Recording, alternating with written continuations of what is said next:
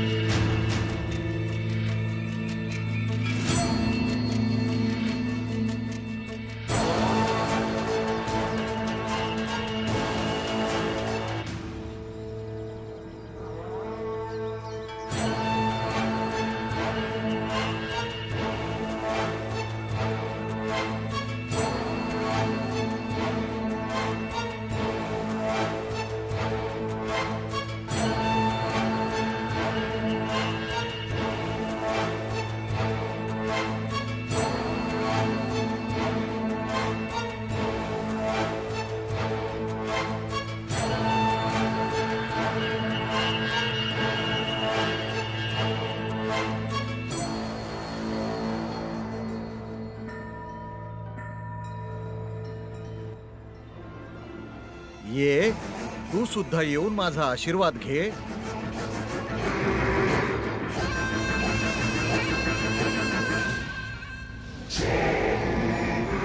कोण आहेस तू जो माझी अवहेलना करत आहे?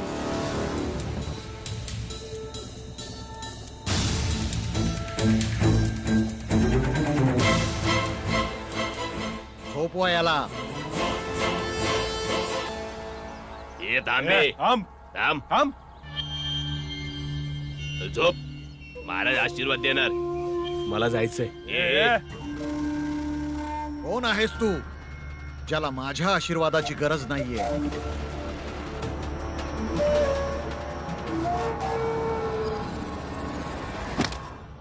अरे शी.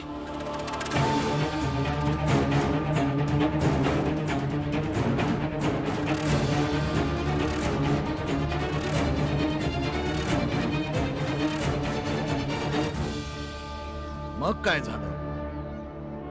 याला याच्या कर्माची शिक्षा तर मिळणारच, परंतु आमचे कर्म हे सांगते की आम्ही याला आशीर्वाद द्यावा आणि आम्ही याला नक्कीच आशीर्वाद देऊ.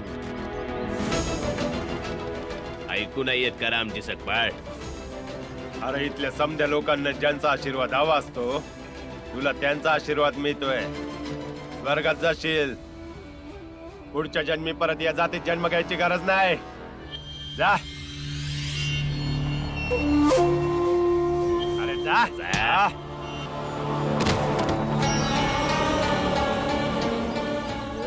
झोपून रे. एखाद्या वस्त्राने याचे शरीर झाकून टाका, जेणेकरून मला याचा स्पर्श होणार नाही.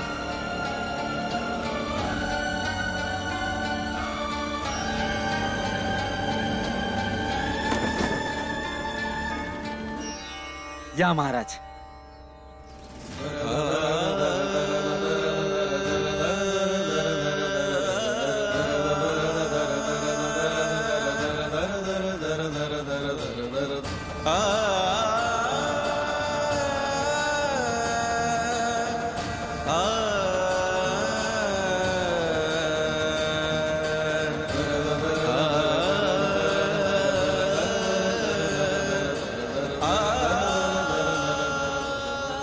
शेठजी, एकदम योग्य संधी आहे बघा.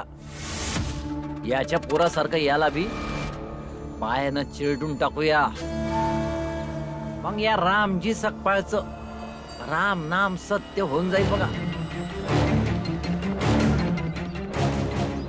याच्यापासनं आपली कायमची सुटका होऊन जाईल आणि रामजी सकपाळ बी तरल. दोघांचा फायदा आहे शेठजी. मग चला, कामाला उशीर कशा पायी. चला की.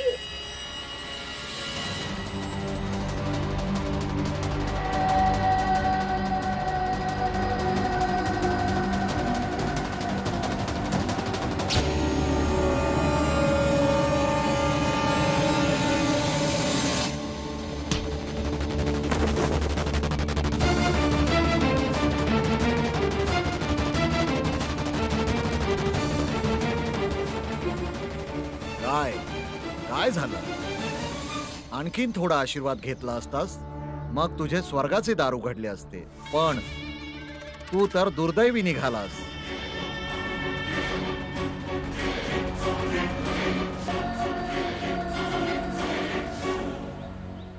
महाराज, समद्यांसारखा मी पण तुमचा सन्मानच करतो,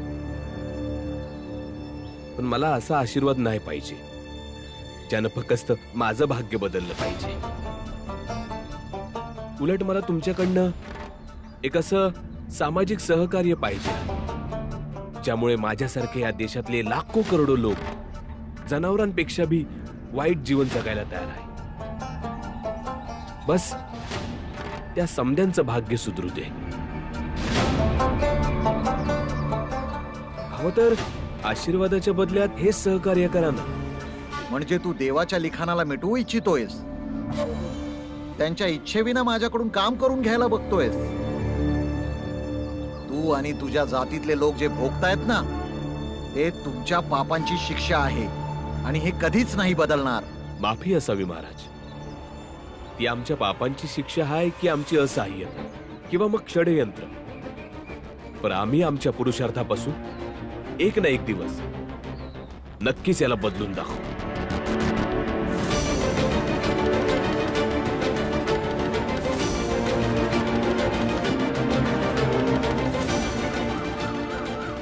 प्रतिबंध, प्रतिबंध, प्रतिबंध लावा.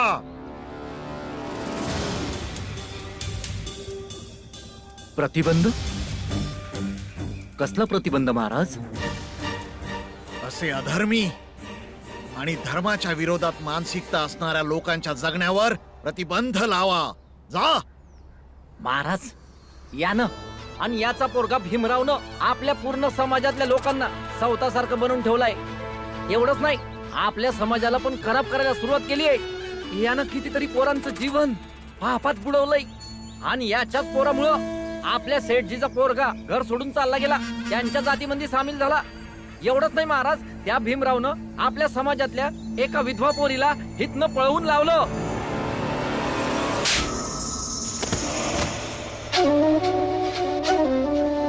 अशा पद्धतीने सगळं काही सांगतोयस जशी काही अभिमानाची गोष्ट आहे.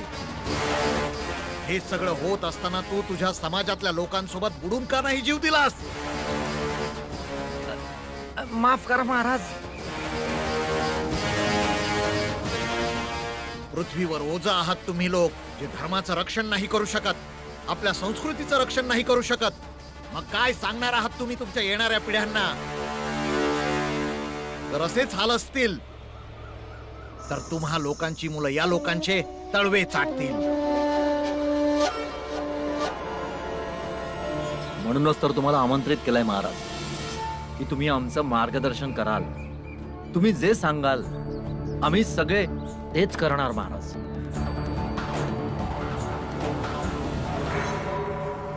मग प्रतिबंध लावून टाका या लोकांच्या जगण्यावर. असं काहीतरी करा, या लोकांचा इथं श्वास घेणं सुद्धा त्रासदायक होऊन जाईल आणि ह्या लोकांचा नाईलाज होईल हे सातारा शहर सोडून जाण्यासाठी. शुद्ध करा आपल्या समाजाला, या पृथ्वीला आणि या सातारा शहराला सुद्धा. जा. मी तर म्हणतो भीम, त्या लोकांनी बाळदादा बरोबर जे काय केलंय आपण त्याचा बदला घेतला पाहिजे. आनंदादा सूट घेणं हा उपाय नाही आहे. आपल्याला फक्त हा विचार करायचाय का काल जे बाळादादा बरोबर झालं ते परत कुणासोबत होऊ नये. मग असं काय करायचं भीम? तेच तर मला कळत नाही आहे. हे आपल्याला बाबांना विचारावं लागेल. आई, राहिले कुठे तुमचे बाबा? लई वेळ झाला.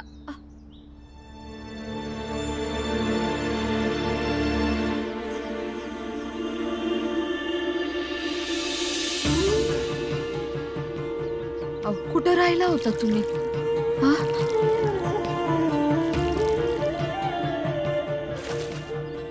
कुठं होतात? ये झोप इथे. अरे जा.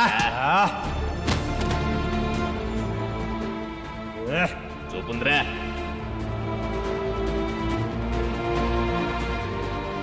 पुरंजनकडे गेलो होतो.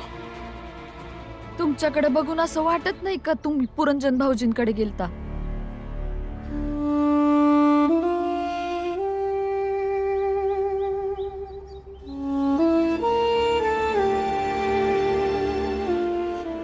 काय झालं काहीतरी सांगा. भीमाबाई, थोडं पाणी मिळेल का ग? आणते. गंगा, मंजुळा, आणलं का पाणी तुम्ही? बाबा, आम्हासनी सांगा ना की आपल्याला काय करायला पाहिजे का जे बाळादादा बरोबर झालं ते परत कुणा बरोबर होऊ नये. आम्ही शपथ घेतो आमच्या रस्त्यात येणाऱ्या प्रत्येक अडचणीला मुळापासून उपटून फेकून देऊ. सांगा ना बाबा, आपल्याला असं काय करायला पाहिजे ज्यामुळे आपल्यावर होणारा अन्याय थांबल.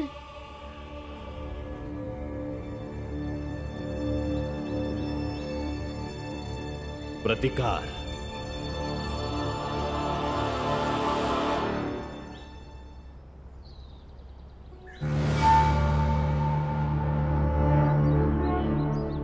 चला रे.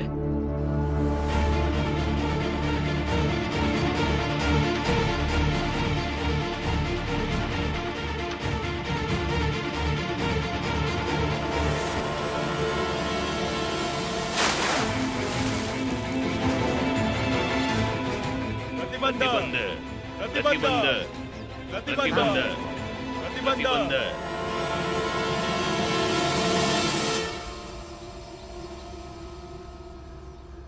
प्रतिकार म्हणजे विरोध.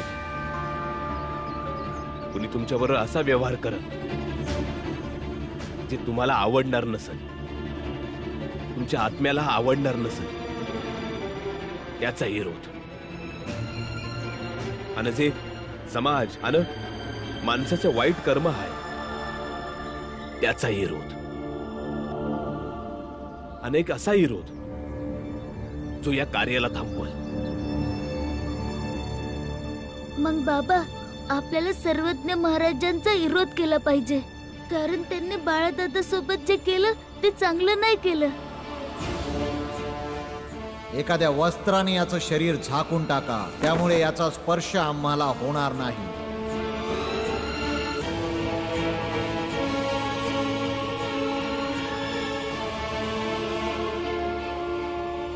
आई, आई, आई. काही लोकांनी मिळून आपल्या सतीच्या हिरीत पुन्हा मेलेलं जनावर टाकलं. काय? कोण होते ते लोक? माहित नाही बाबा, त्यांनी चेहरा कपड्याने झाकला होता. रामजी भाऊ, रामजी भाऊ, भाऊ, आपल्या या जागेमध्ये आपल्या जेवढ्या बी विहिरी होत्या ना, कोणीतरी मेलेली जनावर टाकली. आता आपल्याला सरळ सरळ त्रास देत आहे. म्हणजे सर्वज्ञ महाराज आल्यानंतरच हे समज सुरू झालंय. धर्माच्या नावाखाली जे लोक तिकडे एकत्र आले त्यांचंच काम असणार हे समज. धर्माच्या नावाखाली हा निर्णय घेतलाय का त्यांनी? ते लोक कुठे धर्माबद्दल बोलता आणि समजतात? धर्म कधी बी कोणाला नुकसान पोचवायला नाही सांगत. ते तर धर्माच्या नावाखाली त्यांचा अहंकारानं लबाडीने घेतलेला निर्णय आहे की आपल्यासने ते कसे त्रास देऊ शकते.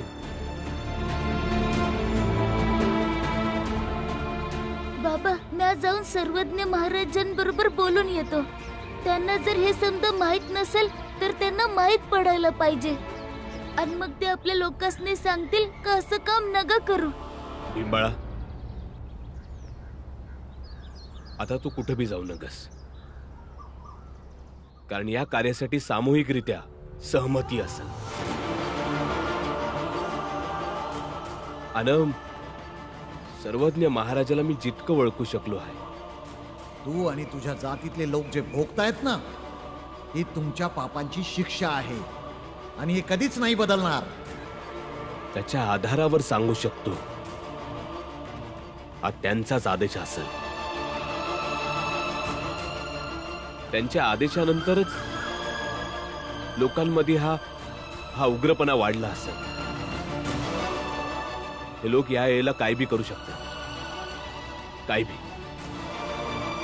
कारण अशा वेळेस माणूस आपल्या विवेकाचा वापर नाही करत. तर एक माणूस जे करायला लागतो बस ते समद करायला लागतात. जसं गर्दी यानं मेंढ्यांमध्ये काही फरक नसतो. या जेव्हा एक मेंढी हिरीमध्ये पडती या तिच्या माग समद्या मेंढ्या हिरीमध्ये जायला लागतात. अगदी तसंच गर्दीचं असते.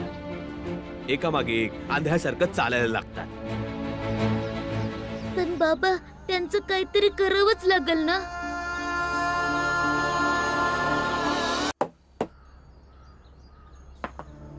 समद्यांनी कान उघडून ऐका. हा संपूर्ण रस्ता फक्त उच्च समाजाच्या लोकांसाठी आहे. आजपासून जर का कोणी बी अस्पृश्य व्यक्ती या रस्त्यावर चालल तर त्याचे पाय तोडण्यात येतील. शाबास. आता असेच तक्ते प्रत्येक रस्त्यावर लावा. ठीक आहे शेठजी. प्रतिबंध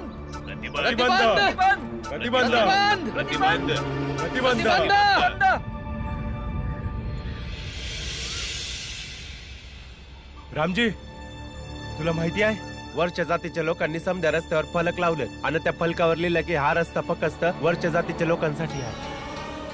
आणि या रस्त्यावरनं कोणी बी अस्पृश्य जातीचा माणूस गेला तर त्याचे पाय तोडण्यात येतील. बाबा चला आपण त्यांच्याशी बोलून येऊ. नाही भी. आम्ही शपथ घेतो की त्या अस्पृश्य जातीतल्या लोकांना साताऱ्याच्या बाहेर फेकून देऊ. बाबा तुम्ही त्यांच्या संग का बोलत नाही? चला ना. नाही बाळा, बोलून काय बी मार्ग नाही निघणार. मला असं वाटते की हे आपल्या विरोधात खूप मोठ्या कटकारस्थानाची सुरुवात आहे. कटकारस्थान?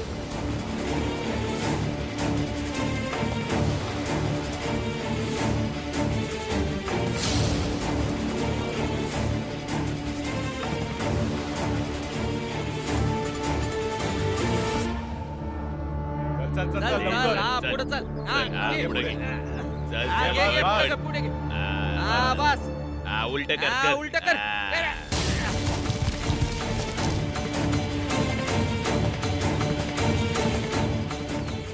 अरे अरे थांबा. हे काय करताय तुम्ही लोक? मागो. हा समजा कचरा तुम्ही इथं का टाकताय?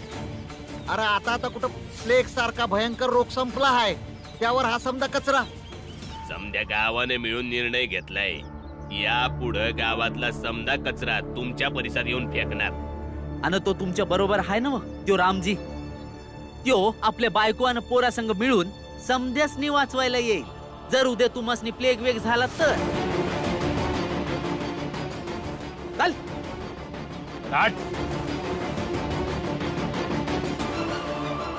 होय रामजी भाऊ. आणि तो म्हणत होता की तुमच्या जातीतला जो रामजी आहे ना तो त्याच्या बायको आणि पोरासोबत तुम्हाला बी वाचवल. बाबा हे तर जास्तच झालंय. यांचं हेच जास्ती आहे. जातीचा संघर्ष शेवटी इथंच पोहोचतो. आता ते समदे मिळून अशी परिस्थिती बनवतील म्हणजे आपण त्यांचा परिसर सोडून इथून निघून जायचं. आता शेवटची लढाई, निर्णायक लढाई. आणि या लढाईचा परिणाम तुम्हा लोकांच्या बाजूनेच होईल. मग बाबा याला निर्णायक लढा बनवूया आणि अशा परिणामासाठी लढूया ज्याची आपल्याला गरज आहे.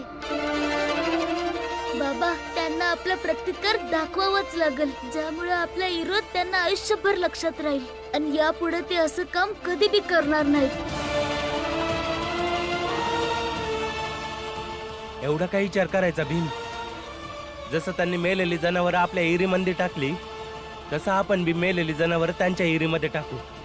जर आपल्याला पाणी नाही तर त्यांना बी नाही. बाळा, आता पाण्याच्या उपलब्धतेचा आशय चालू आहे की आपल्याला पाणी कसं मिळेल. आणि तू तहान शमवण्याची गोष्ट नाही करत आहेस तर तहान वाढवायची गोष्ट करतो आहेस. आपण त्यांना तहानाच्या बदल्यात तहान नाही देऊ शकत. त्यांच्यासारखं नाही बनू शकत. का नाही बनू शकत बाबा? ते असंच आपल्याला तुडवत जातील ना आपण त्यांच्या रस्त्यामध्ये येत राहायचं. असं तर राहू नाही शकत ना बाबा.